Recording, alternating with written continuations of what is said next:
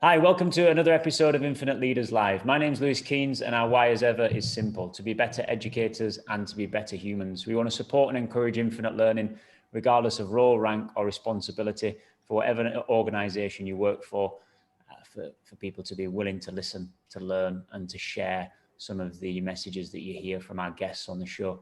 I'm joined as ever by my pal in the desert, Alan. How are you doing, Alan? Yeah, good, thanks, Lewis. And I can see you wearing another one of our new tops today. That's a bit sharp, that white one. Love it, mate. It's good. Thanks to Tsunami for partnering with us and providing us with some really nice kit. And we're looking forward to getting on with today and focusing on the things you don't get taught at university or any courses, real life lessons from real life people with real life experience. We're learning as we go. We practice what we preach. There'll be mistakes because we record live, and we'd love your feedback, whether praise or constructive criticism. Please get in touch. You can find us on Instagram, YouTube and Twitter, and also at theinfinitelearners.com. So sit back, listen, learn and share. Let's get cracking, Alan. Yeah, get your pens and papers ready, guys. There's going to be some absolute gems of wisdom coming out of the show today. Gary Laybourne is the CEO and founder of CoachCore, a charity and organisation that gives young people aged 16 to 24 a chance to become the next generation of inspirational coaches. CoachCore have essentially ripped up the phone book as to what apprenticeships and collaborative working looks like within the sector. And launched in 2012 as a programme of the Royal Foundation, Gary has done wonders with the programme and is a recommendation of Ronnie Heath, and that's good enough for us. So Gary, great to have you on, and tell us a bit more about CoachCore. Cheers, Alan. Cheers, Lewis. Pleasure to be here. Thank you for having me. CoachCore, extremely proud of the journey that we've been on. I must caveat that founder, I won't stretch myself as to that. There was a group of us around the original table trying to solve the problems that we had for young people that we were working with at that time. So at the Greenhouse charity, where I was based predominantly, throughout the sort of start of this journey, it was a case of working with young people that have got, disengaged with education, potential criminal convictions, lots of different things that were barriers, right through to the kind of social norms that, Black Lives Matter has once again highlighted this year. Off the backdrop of the riots, it was then very clear that actually we needed to do something, and we had an opportunity to do so. With our then CEO, Mike DiGiorgio, holding the pen on a paper called More Than a Game. And that showed that young people from certain sort of backgrounds, walks, talks of life, were always going to be restricted moving forwards based on where they come from, what they look like, and their educational background. So given we were working with young people at risk in a really unique way, sun up, sundown, head coach mentoring at a specific site every single day, we wanted then to extend that. And we were just fortunate that right place, right time, the Royal Foundation of the Duke of Cambridge and Prince Harry had just formed, and they were looking for their first programme in the run-up to the Olympic Games, obviously back in 2012. And they knew they wanted to affect young people. That paper was read, and we had that rare moment of a blank piece of paper being put across the table and going, okay, well, you've created enough noise, you've bitched about it enough, let's go and see what we can do. So I had that side of things, and on the other side of things, my fellow head coaches and peers were bemoaning the fact that we had a really transient workforce problem. So lots of volunteers, lots of part-time coaches, all great people, really well-meaning people, but tended not to stick around for very long for a number of different reasons. So it just seemed a no-brainer for us to solve the problem of creating a better future for the young people that we've worked with and nurtured from the age of kind of 10 and 11 through to 16, and knowing that those exit routes weren't going to be particularly great for them, to also solving the employment question that we had around long-term, more diverse, younger workforce coming into the charity and being really relatable role models to the young people out on the programs. So apprenticeships straight away served as the way that we could do that for the long term. And I mean zero disrespect to the amazing amount and number of charities that are in our sector, but a lot of what is put forward is traineeships or volunteer programs, or maybe a level one. And with full respect, again, if they then sit in front of an employer, that young person, that's not going to get them the job. So we wanted to create something that was a really meaningful piece of education that they could earn while they learn. Again, completely understanding of the audience that we're working with and the affordability barriers that they have. And also continue that mentoring and shaping. So the way that we construct Coach Core is very different to any other kind of apprenticeship of its type. And as I say, we put all of that into one big melting pot. Back in 2012, we made an absolute ton of mistakes, all thankfully behind the scenes. And we managed to get that group of learners to the finish line in 2014. That then instigated 2 further pilot programs, one in Wales, one in Glasgow, while we relaunched the second London program. And then very extreme potted history, sort of 2015 into 2016, I thankfully got the gig to lead the expansion of that nationally. And then that's when I came into the Royal Foundation full time. And then at the end of 2018, the decision was that in true Royal Foundation fashion, once a concept has been fully floated and piloted and shown to be successful, do you wind it down, or does it have the legs to go and sort of be its own entity, akin to how it was with Invictus Games and Heads Together and a number of other programs in the Royal Foundation? And thankfully, Coach Core fell into that latter pot. So, you know, we were working in, at that time, 12, 13 cities around the UK, really strong, well, exceptional actually, success rate compared to national averages, let alone with obviously who we were working with. And the program was shown to have the potential to be a really powerful national charity. So we've then, since as of April this year, now established ourselves as our own foundation and are moving forwards ever quickly to hopefully change more lives for more young people. Sounds impressive. And I know from what you've talked to us about just briefly off air, Gary, that you've got that focus on employability skills. You've got that focus on transferable skills. And like you've said there, you're not trying to give students or young people a qualification that then will lead them into an opportunity that they won't fall flat on their face with because they don't have the soft skills. I hate that phrase, but you know what I mean? The soft skills around that helps them. Tell us what you did to rip up that sort of form book for apprenticeships. Why is what you're doing so different to what was out there in 2012, and what makes it so special now? So we've been helped along the way by some really good fortune, I think. Back in 2012, your opportunities for an apprenticeship were very rigid, I would argue. So from a sports element, you would be, if I was a learner, I would be based with one employer at one place of work 4 days a week and then go to college for a day a week. That's fine. But if you're talking about young people that have barriers and challenge in their lives from, you know, a number of different ways that are coming at them, that's not particularly going to be something that they're going to respond to, particularly the going back into college classroom setting. One of the things mentioned, obviously, with you chaps prior is also one of the biggest frustrations that I had as a coach and then a coach educator was then, why are we teaching people how to be a coach in a classroom? I get some of it from the theory point of view, but everything is, you know, successful by doing. So we need to bring the classroom to them, and we need to bring a shaping and mentoring program around them. And the only way that we can consistently do that is by having the education based in a practical setting and in the workplace with a tutor who is dedicated to that group of learners. So all of our Coach Core programs, we're in 15 cities around the UK currently. And all of our Coach Core programs have tutors that work exclusively with their own group. So we work with amazing training providers that will essentially see this as a real kind of CSR type project.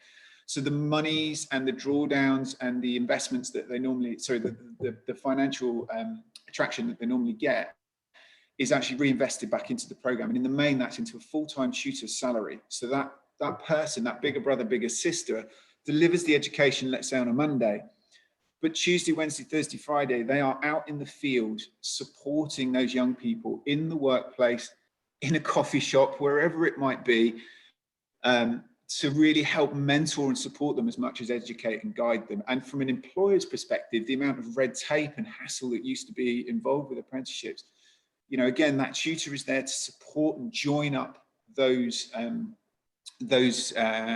dots as well for them. So when we first started on that road back in 2012, that was really game changing. And the other thing that we were super quick to do was also, particularly when I came in to lead the expansion nationally, was say, well, look, why are they just simply based with one employer? Why are we trying to put pressure on one employer to take on a group of young people? When actually, if we involve a consortium of young employers that are going to take on the young people, they benefit because it's 1 and 2 and maybe 3 apprentices. But actually, if we can collectively say to that group of employers, look, we will fundraise on your behalf. So that's the charitable element of what was the Royal Foundation, now is Coach Corps, the foundation. We will provide a little bit of seed funding to support the fact that your learners need a little bit more time and support and effort. But actually, by us giving that funding, we're then holding those employers to account to say, you must work collaboratively. So I could be an apprentice, I do my education on Monday, I go into my, let's say, cricket trust for Tuesday and Wednesday, but actually Thursday, there's an opportunity for me to go and work in the leisure centre that's also part of that consortium and do an event. And then the following week, I've got something really good to look forward to, because the drug addiction charity that uses sport, in a small part of town, actually, their mentor is really high quality youth worker and is going to give me some really good training on the following week. So throughout this journey, we are basically building a CV for that young person that means they cannot be ignored when they leave. The minimum that we are going to give them is their level 2 apprenticeship qualification. So therefore, it's the bridge back into, there's no barrier for them to gain access to it. And unlike current trend in apprenticeships at the moment, it's not a management level, degree level type qualification. This is GCSE starting again type stuff. They get that, and they get a level 2 coaching qualification, but that's the minimum. I mean, we're almost disappointed if that's all they come out with. So working with those collective consortiums and then bolting around the outside of that, national governing bodies, big organizations, major training providers, right through to mental health training, all these different things that are going to make them better coaches, better people, and more employable after. That's the model that we undertake here. And that's why we've been so different to any other apprenticeship. And it sounds like there, Gary, you're giving them a real breadth of opportunity to explore these skills in different contexts. Yeah, absolutely. And I think that's always been our most important thing. I mean, you mentioned Ronnie at the start has been a huge influence to me personally, as much as, Create Development have had their foothold on a number of the projects that we've done within Coach Corps. We and I firmly believe that in order to be a high quality coach, it is those softer personal skills that you need to learn. So I used the example beforehand, we're fortunate enough to be based at the Oval. So if I use Surrey Cricket example, as part of a London consortium, what the heck are we going to teach them about cricket that they're going to not learn on the job at cricket every day with the best coaches around? We are much better placed to teach them how to be good educators, good engagers, good people, really strong personal skills, so that they have the confidence and the resilience to cope with the different scenarios that the challenges that will come their way over the course of the program and beyond, and that they can cope with that. The other thing that we're really keen to do then is make sure that they as people thrive by having the opportunity to then test that outside of their group. So those local consortiums, we're going to try and join them up nationally as well. So that might be with other Coach Corps consortiums, that might be with corporates that we work with, other charities that we work with, so that the whole journey, their entire 15 months that they're with us, it's not just a big hoorah at the start and a big one at the end when they finish. Every single month, even week, they should have something different to look forward to and engage with that suits them and is wrapped around their needs, not just trying to provide 20 walking, talking robots within every single program. And it sounds like you're trying to do that in a way of accepting that in the 21st century, you're not quite sure what jobs are around the corner for these people. So rather than try and mold them for a job, you're molding the skills around them. It sounds incredibly positive. I want to explore one of the things you mentioned earlier about this big brother, big sister relationship that the tutor has. Is that quite deliberate language you use? And how does that differ from maybe a teacher-student relationship? Yeah, I think so, because we're actually in turn asking them to take on that role with the people that they're coaching, which predominantly is primary school age children within the contracts. And again, that can be, our main employers are professional sports club trusts, leisure centres, leisure trusts, and then the smaller charities and organizations that either work, you know, in local areas, or some of them are national, your street leagues or whatever of the world. They in turn obviously have their own community facing programs. So a big element for us, an absolute key for any employer joining the Coach Corps program is that they must be community facing. They must be working. I mean, obviously we cross-reference where we go and work in the first place, but we must see that there is that element of community ripple effect. So by that tutor coming in, and as we know, how many exercises have we all been on over the year? What is the role of a coach? We're a psychologist, we're an educator, we're a pastor, we're a parent, we're all of these things. We ensure from day one that they understand, the apprentices understand, they are about to become bigger brother, bigger sister, superhero. We use those wider dramatic context stuff so that they really get and understand that from day dot, they have a responsibility. And that 6 months worth of trust, as we know, turning up to a session on time can be undone in one session when you haven't been bothered to turn up, or you're late or whatever. So those wider skills are the things that we want to promote. And that starts with the traits of the tutor. And that is why that tutor role is so important to us, that is someone that can educate and inspire and be of a, you know, a rough, close proximity in terms of age, that they can really be someone that they look up to, as I say, as a bigger brother, as a bigger sister. So it's a huge ask on those tutors. It's incredibly demanding of them. But we, again, the wraparound care that we're providing for the apprentices, would like to think that we're doing the same for those tutors, recognizing that you can't tick all those boxes. So actually, the box that you can't tick, let's find someone that can tick that and support you as well. And I think it speaks volumes that, again, you know, these aren't our tutors, they are tutors of the training provider. There hasn't been a single tutor in the 5 years that we've been working with national training providers that has left and gone to work with other groups. So we're doing something right, I think. And whenever we speak to them, the pride that comes through, you know, the jobs that they're doing and how they're getting to really influence groups compared to what they used to do in that traditional format of a group every day in a college setting. Again, I'd like to think we're doing something right. Can we just go back a step, please, Gary? And some of our international audience might not get the fact that we've got young people in England who are disaffected, who do have barriers, yeah, who are disengaged with our education system. Could you just give our listeners a bit more detail in terms of who the children are and what barriers they face to get on your program? Yeah, good question, Alan. So I think, you know, as per any place really in the world, certainly in and around major cities, there is a severe dichotomy. You've got, you know, places of extreme wealth that tend to neighbour then places of extreme challenge. Before we go into any city, we cross-reference, and sorry, I should actually clarify, not city, it's also area. So we are working county-wide, which is obviously, you know, equivalent to a state or something for international audiences. And in each of those states or cities, there are going to be pockets of places where there is high crime, low education attainment, poor physical inactivity. So we cross-reference and matrix a number of different things, particularly with that youth focus. So what does youth unemployment rates look like? What does education stats look like in that particular part of town? And so we almost build a, sorry to sound a little crass here, but a kind of leaderboard, you know, a table that you don't really want to be top of, ironically. So we start to build that intel and insights to where we should go.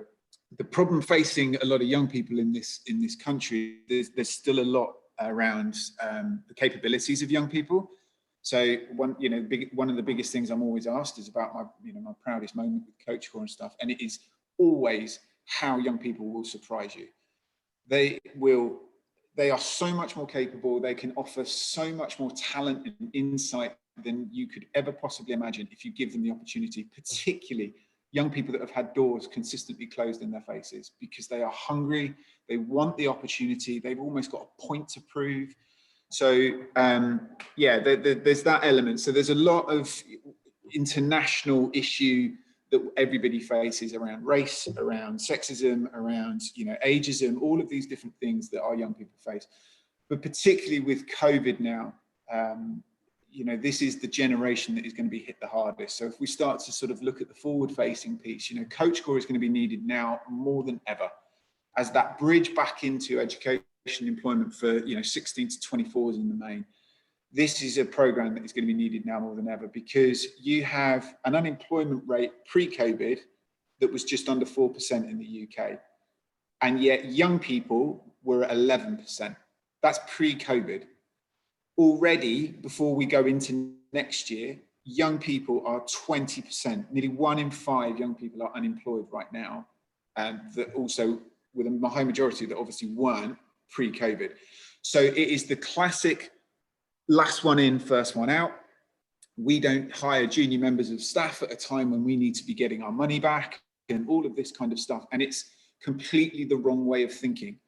You need to be thinking of braver strategies to really work long term and actually understand the capabilities of these young people. When you then have that alongside the fact that apprenticeships in our sector aren't exactly the norm as well, we've still got a long way to go in terms of banging the drum around what an apprenticeship is, why it can serve its purpose. The amount of employers that still say to us, yeah, well, that's fine, but I've got this many sessions and I pay a part-time coach, that's all I need. When you go through the mechanics and just the simple maths of what you're paying that part-time coach, it's ridiculous that you could have an apprentice working 30 hours within your business who is going to buy into you fully, totally buy into your values and ethos, want to be with you for the long term. So yeah, there's a number of challenges that the program faces, but particularly young people in the country face at the moment. And we see ourselves and many of our other similar programs like us as needed now more than ever. Alan and I have talked a lot, Gary, and there's a few different departure points I could take from what you've just said there. But I want to go back to what we mentioned earlier about those employability and transferable skills. And Alan and I have talked on many occasions about the pros and cons of hiring people with great skill sets within a specific and very narrow region compared to learning skills, employment skills, values, and a wider context. And one of Alan's favourite quotes from Ole Gunnar Solskjaer is, if I get this right, Alan, correct me if I don't, you'd rather have a hole in your team than an arsehole in your team. And the idea being, you take that hit if you're one short because you've got the right people on it, rather than rushing and trying to find somebody to fill a gap. Tell us about what you see from companies and how Coach Core really builds those skills of employability and the effect that those have on those young people and on the companies that then hire those young people. Yeah, sure. I mean, again, if I go right back to the start with Greenhouse and actually, no, I won't. Let me go to a different pilot project. Let's go to the Welsh Rugby Union. That was a program that, has done some fantastic things. They are an amazing national governing body. And I always struggled to believe it when they kept saying to us right at the start that rugby union participation was actually on the slide in South Wales at that time. So I think if I can speak so boldly, but I think if they're being honest, they probably entered into this as a bit of a CSR type project, along with the fact that the Duke of Cambridge was obviously president and top of the WRU tree at that time. I'm not saying that to put them down at all. I think that they, certainly the staff on the ground firmly believed in it and understood it. But I think as a WRU hierarchy, they probably thought it was just something they should be doing. If we then fast forward, the model that they undertook with us is that the WRU is simply the sort of central employer hub, and that they would then be redeployed back out to the programs of Blues and Scarlets and Dragons, which are obviously the local professional clubs across South Wales, but the community aspect of it. So again, always adhering to that key thing.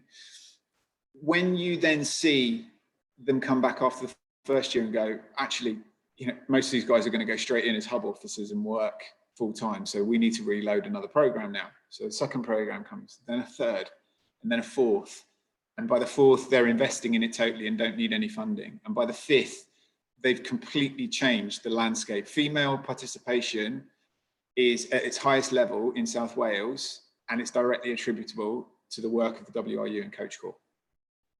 So when it's invested in properly at that level, with, I'm doing inverted commas for the podcast listeners, with junior members of staff, with people that have come from, you know, dropouts from college and not great parts of town and all of that kind of stuff. And that's what can be achieved just by having the belief in that long-term strategy around workforce, walking, talking role models, people that you spend a bit of time nurturing and growing, yes, but then that person is loyal and will stay and do a different part of the business for you, or will go and set up a brand new organization, brand new operation in a different part of town. There's all these positives then start to offshoot. So, I mean, we are now nearly 600 apprentices in, just over 600 apprentices in. Our success rates are in the 90%. I mean, national apprenticeship statistics are 70%. So again, the model's working. We don't give ourselves a leg up with who we target, but we do, in the sense of what we're doing is just simply opening the eyes of employers, particularly, to show these guys can add so much value to your business. You know, it's revenue if you want to be cold about it, but it's so much more inspiring to see the faces of local young people being coached by someone from that community.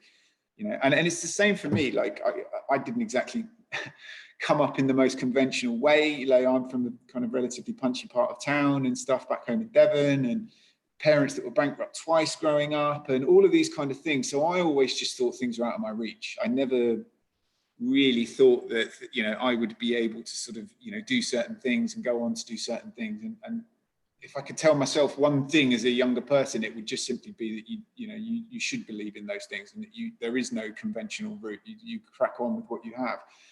But as I said to you guys earlier, it's you know, can I go to a punchy part of town and put a decent coaching session on? Well, I've been a coach since I was 17 and I've just turned 40. So I'd like to think so, certainly in my sport of track and field. But I've got nothing in common with, let's say, a kid from a really tough part of town in Birmingham. My young apprentice has everything to learn about, you know, coaching, and is probably looking to me for all the answers. But let's create a proper tag team here. I can learn and be inspired by you, and hearing you talk to the locals and you know, give me your insight as to how best to shape things, and quid pro quo, you know, hopefully I can teach you how to be a decent coach. That is a successful dynamic that employers need to buy into more. Yeah, I'd just like to explore here the concepts of opportunity and resilience, two that are intrinsically linked together. And I think both Lewis and myself, who don't come from the best areas of South Yorkshire, a socially deprived area, and we always presumed that because we grew up in tough circumstances, that was the product then of getting resilience. Now we spoke to a lady just last week called Maxine Blake, who's a retired teacher and has worked in really tough areas of Sheffield. And she threw that on its head and said, no, resilience is not built up just because you've lived in a rough area. It comes through having opportunity. What do you think to that, Gary? I couldn't agree more. As I said before, I mean, when I look back, for me, council estate, coming up, not a lot of money growing up, but, you know, we had a very happy childhood and thought that Devon was it. But, you know, where I'm from is the 18th most deprived ward in the entire country. You don't see that really until you're looking backwards, particularly if it's okay. So whenever anybody sort of, you know, I talk to people about my background and stuff. No, I'm not from a deprived background. I did not face challenge because my actual home life was relatively settled. But more importantly, I found sport really early on. My father was in the army. He struggled a lot when he left, if we're being completely honest. So there was a bit of challenge there. And he actually tried to put me off sport for quite some time. But I was just fortunate enough to be blessed to run around a track fairly quickly. I was okay at other sports, but I'm all right running around a track. And that was my way out. So I didn't get the best grades. They were okay, but I didn't get the best grades, certainly at A level. And I am under no illusions that I went to university, one, because I was quick round a track. So I got to go to a university at St. Mary's that I just loved, my 3 years there. But I would never have got in without that. But if I'm also being honest, certainly now reflecting, I only went there because that was what I thought you had to do to be successful, that you went to university. All roads lead to university. And obviously for me, exceptionally biased now, but nothing grates me more than when I hear that that is the measure of success, particularly for young people, about how they've got into uni or something. So opportunity presented itself to me in that sense. Opportunity presented itself to me that I found a love of coaching, and that I got to work with incredible people that helped me shape. I was a terrible coach, awful coach when I think back to it now. Like how I used to conduct my sessions through my 20s and stuff, you know, just awful. And such a cliche, but we're always learning. So the opportunity to work with great people to make me see that, the opportunity that was given to us to launch Coach Core, the opportunity to have government place such importance on apprenticeships with the levy and start to make people sit up and listen. And finally, the opportunity that the Sport Englands and major bodies of the world are really understanding the power of collaboration, wider coaching benefits, those kind of things. None of that is anything that I could really influence. But what I can do is jump on that opportunity when it comes my way. So I firmly believe in that. That is, for me, that is spot on. Resilience is not something just because of what you are and where you're from. It's more around the opportunities that present itself. Are you prepared to take a risk? Are you prepared to really sort of jump on, grab something? Don't be frightened of failure. And I mean, God knows how many times I've failed. Certainly we as Coach Core have failed over the years. You know, I think I'd love to think that anybody that's been involved with the Coach Core program, if nothing else, will always know that I put my hands up and say we could do something better. And we're always striving to do that. So for me, yeah, absolutely. And it's obviously what we try to push through all of our young people. You know, you are on a program that will change your life. Let's not be dramatic about it, but it will change your life. But it will only change your life if you take that opportunity. If you want to coast to the finish line, not a problem. I'll see you in 15 months' time. I'll shake your hand and give you a certificate.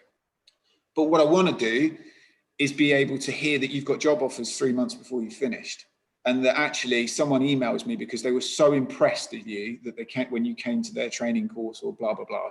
So that for me is absolutely right. It's about what are the opportunities that present themselves, and can you take advantage of that? Yeah, it's a good shout. And just from doing this podcast and speaking to people, it's certainly changing my sort of outlook on that. And I thank you again there for putting that in such articulate ways. Resilience is this big buzzword at the moment, isn't it? And you see governments, this is one of the things that we require. So from what we've said there, resilience is built up through opportunity. How else then? What if our young people of today don't have opportunity? How else are they going to develop resilience? Oh, that's a question. Yeah, and funnily enough, that's one that we're trying to tackle at the moment, because we focused a great deal on high populous areas, and we're actually getting more and more requests to start working Coach Core programs into areas of rural poverty. So those young people that face disadvantage, barriers and challenge because they live so far from major cities, from major areas where, you know, simple things that we take for granted, transport poverty, digital poverty, all of these kind of things that really affect the young person that live, you know, in challenging circumstances, is an issue. So we've got to find ways to try and better connect them. And look, as ever, I'm a glass half full person. This last year has been bastard awful for everybody, right? But if nothing else, it has taught, especially a simple Devon lad like me, the power of technology. And what we sought to do, sorry to sort of go back to Coach Core as an example here, but just as an example of what I've seen as wider practice also within our sector, we work in a bloody good sector, by the way. Like, how people have responded, it's just been incredible. From the Sport Englands at the top of the tree with emergency funding, through to just the local club opening its doors and being a food bank. I mean, sorry, I just wanted to underline how proud I am of our sports sector over the last few months. And for us, at a time where employers, you know, through no fault of their own, had to start furloughing staff and not being able to provide coaching opportunities because schools and community clubs were obviously shut down. So then the education itself starting to become affected, with the training providers really struggling, and having to sort of, bring tutors off on furlough or make them down to part-time and all of this kind of stuff. We chose to grab the bull by its horns. And so by opening our doors and saying, look, who are all the different people that we work with? What are the things that we can give for free and online? So let's find courses, let's find workshops, let's find speakers, let's find opportunities for people to be in the same room and connect and network and talk and just have, I started a young coaches club, which encouraged young people to dial in every Thursday, and we would just talk like sport, whatever it is that they wanted to talk about. If it got coaching, or it got touchy around mental health and stuff like that, then that's fine. But it's just using the power of technology and the platform of technology to bring people together. Globalization, I think they call it, don't they, or something, but to bringing people together. I think that's what the governing bodies themselves have learned also as well, that actually we can reach so many more people and share so many more opportunities just by working in a more online way. And look, let's be clear, there's nothing more frustrating than bloody Zoom meetings and stuff like that, right? I want to get back to high fives and hugs as quickly as I possibly can, and I want to get back to coaching my babies on the track. Sorry, my under 10s, I'm embarrassing them, I always call them my babies. Coaching them in person all the time without any of these restrictions. But we've learned a great deal over the last year that tech can be so powerful, and exactly as you say, Alan, providing opportunity, connecting, giving people an anchor point, if nothing else, but actually flipping it on its head and showing that you can still do courses, connections, all of these things online, that hopefully mean that young people will get better opportunities moving forwards. Wow, powerful. Technology is powerful. I want to come back to that though. And how have your young coaches dealt with that shift away from face to face towards more technology, more Zoom? And how did they feel about the lack of sort of personal relationships, or how did they try and make those personal relationships matter while doing it through technology? Unbelievably well, if I'm honest. And again, I'll put myself bare here. We started talking about online resources. I was the naysayer. I was the one going, nope, that's not what we do. We're practical coaching people. People don't want to do it. Let's do what we can in person or through resource books and all of that kind of stuff. How those young people, we had about 150 young people caught up in the system around the beginning of April. So some of them were going forward for assessment. So in their mind's eye, ready to leave, ready to get into the next stage of their lives, right through to our Coach Core Leicester program had been on program for 6 weeks. So groups of learners and individuals that are at varying stages of their journey, they responded unbelievably. And I'm not just saying it, it was incredible to watch, so inspiring to see them pivot. And our first education day that we set up, we had 100 of them dial in to do what was a very kind offer from the MBA, one of our partners that we work with. They got some of their coaches, they scrambled, they put some of their coaches to do an online clinic, last minute notice, and it was attended by 100 of our apprentices that just dialed in and wanted to be part of something. We then started to see, we've just done our award ceremony recently. There'll be a highlights video coming up that'll be well worth listeners dialing into. But we then started to see them going out into the community and doing, under the restrictions that they could, they were doing online fitness classes, they were doing coaching classes for cricket in their back gardens, they were doing all these kinds of different challenges. We weren't asking them to do that. They were just going out there and cracking on. And so to sort of see that level of resilience was just unbelievable. We also ran back in summer. So we'd obviously all experienced a good 3-4 months of it. And we ran our internal COVID report, basically. And so we asked them a number of different questions. And obviously, of course, it was the usual things that you would expect. But I tell you, we asked the question, what is the thing that you have struggled with the most? And we gave, I think it was about 15 answers, and they had to pick 3. So therefore we could then almost neutrally, if you will, rank what those answers were then going to be. So we gave no lead, they could pick what they wanted, and then we would go from there. Within those answers, you had, it's affected my mental health, it's affected my education, my future prospects, I've missed my family. Do you know what the top answer was? I missed coaching.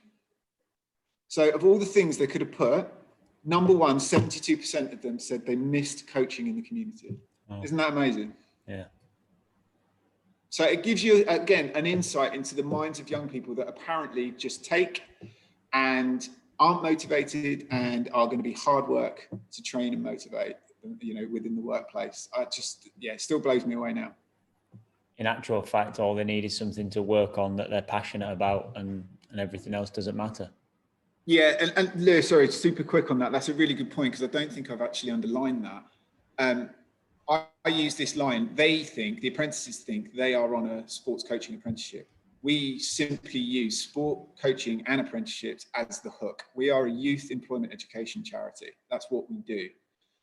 In the sense that we are opening them to wider skills like sales and admin and media and business and all of these different things along the way.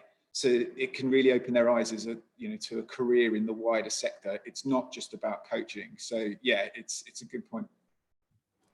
An amazing story, and obviously what you're doing is making a huge difference. We're just going to start to wind it down now, Gary. We've got a few quick fire questions to throw at you. Sure. I'm going to start you off. If you could hire a billboard by the side of the road, what message would you put on the billboard? I would probably, oh my God, that's a really good question. What would I put? I know I'm going to give a really boring answer, aren't I? I'm going to put something like, have you considered apprenticeships as the way forward? Something like that. Oh my God, that's a really good question.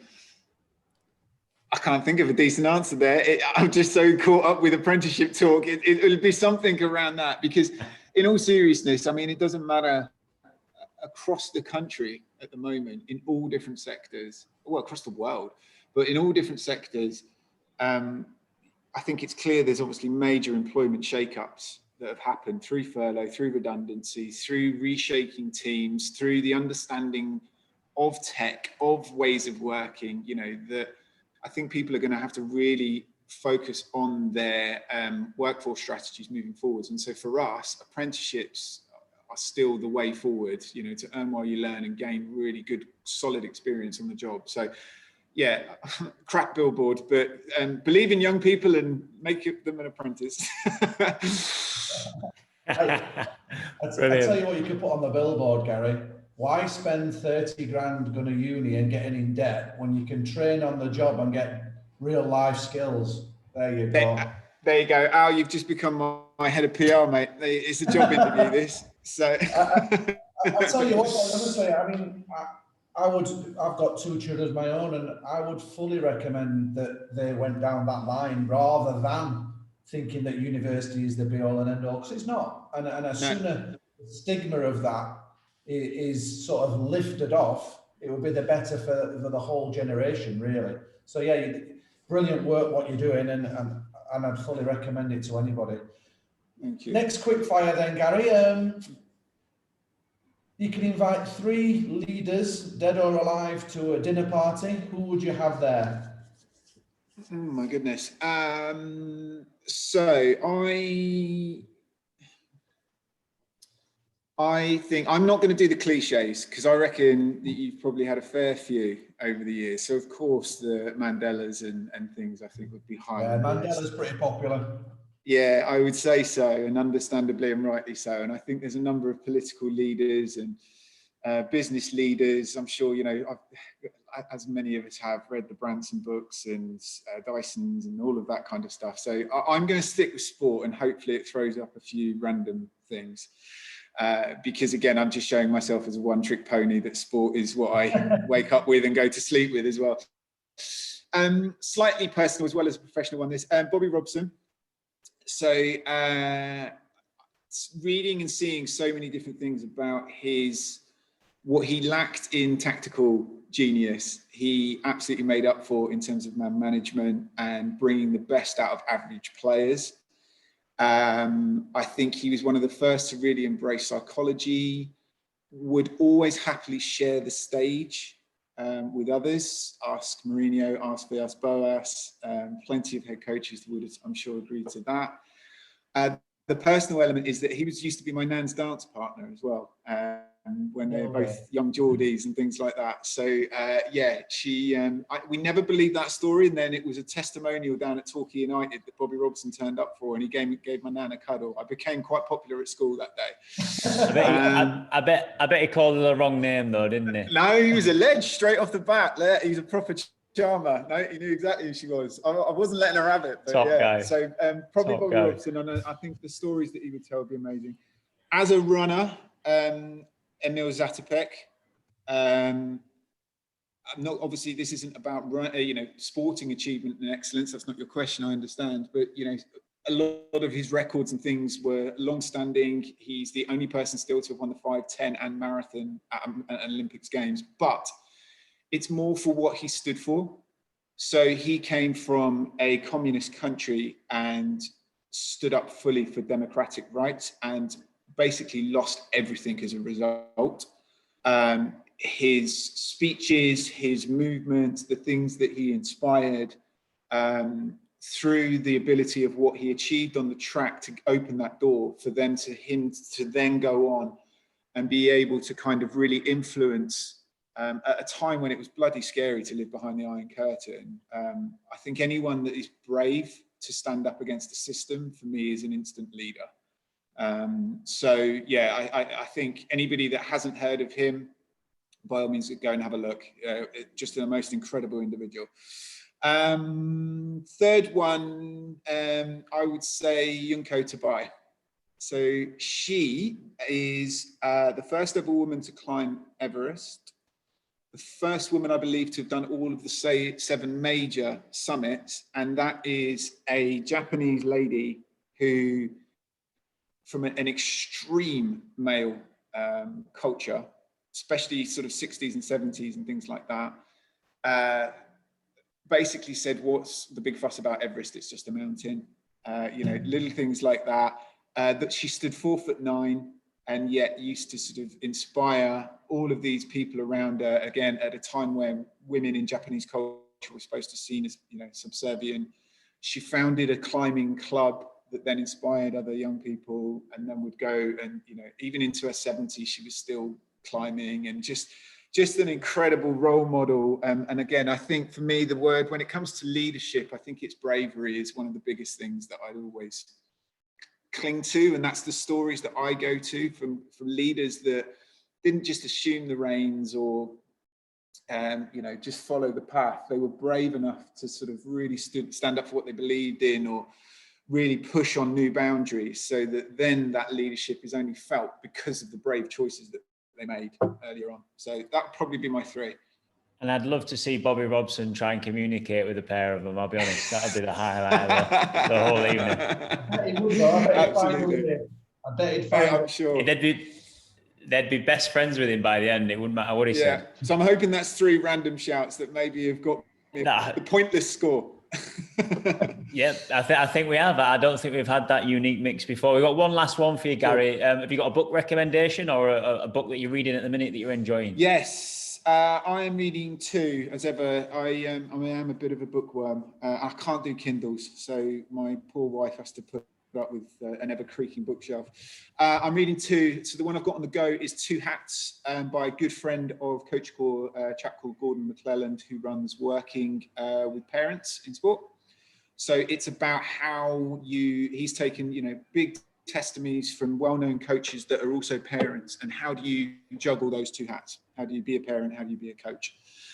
So for me, with 8 and 6-year-old girls, my eldest in particular, who's getting really into her track, it's been key reading, actually. And I've just coming to the end of Quiet Genius, which is Bob Paisley's biography. Someone that obviously we know of, but I didn't know a lot about. And to say that is an extreme character in terms of what not to do, I would say, in the coaching manual, versus how actually pioneering he was with some things. It's been a hell of a read. to be honest. It's been really interesting because it's a really balanced argument. It's not his autobiography, it's a biography of him. So there is some real warts and all revelations about him and the poor practice that he had, versus players like Souness and stuff that said, you know, they would literally run through walls for the geezer. So yeah, pretty good book.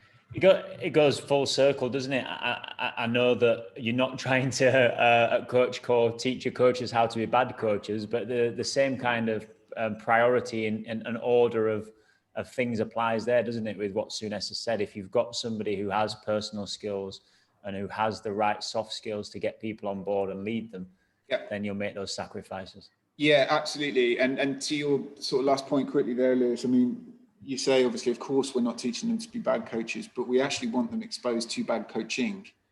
So we do want to show what that looks like, and we get them to reflect on their own experiences. It's a classic Ronnie Heath diagonal line from 0 age to what you are now, and who are the good people that fall above the line and the bad people that fall below the line, and why.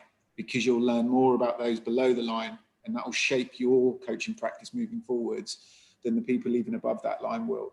So yeah, for us, it's really important that they understand there is bad coaching. You will see it on any sideline, in any park on a Saturday, Sunday. So don't be that person. Learn from that in order to then make sure that you're including all your learners, creating individual pathways, blah, blah, blah.